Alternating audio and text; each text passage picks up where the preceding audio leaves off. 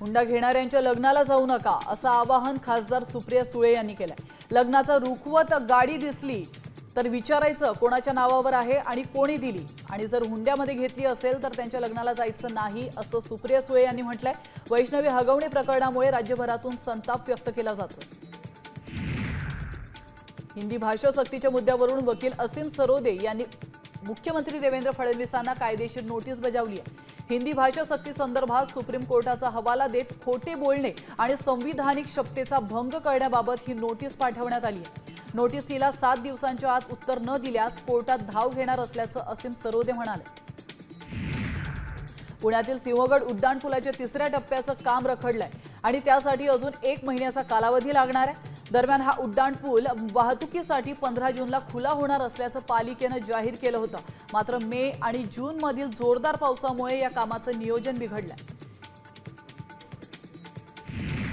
पुण्यामध्ये 85 वर्षीय वृद्धाची लग्नाच्या आमिषाने फसवणूक करण्यात आली आहे। तब्बल 11.5 लाखांचा त्यांना गंडा घालण्यात आलाय। वृत्तपत्रातील वर पाहिजे अशा जाहिरातीला ते बळी पडले।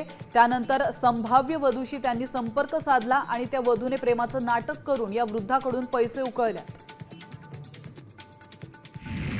उत्तर पुणे जिल्ह्यामध्ये निसर्ग बहरला असतानाच अनेकांनी आपला वीकेंड हा सुरक्षित ठिकाणी साजरा केलाय। निसर्गाच्या सानिध्यामध्ये पारंपरिक खेळ, नृत्य आणि गप्पा गोष्टींमधून वीकेंड साजरा करण्यात आलाय। काहींनी जुन्या आठवणी जागवत मैत्रीचं नातं नव्यानं फुलवलंय, तर काहींनी निसर्गाच्या सानिध्यामध्ये शांततेचा अनुभव घेतलाय।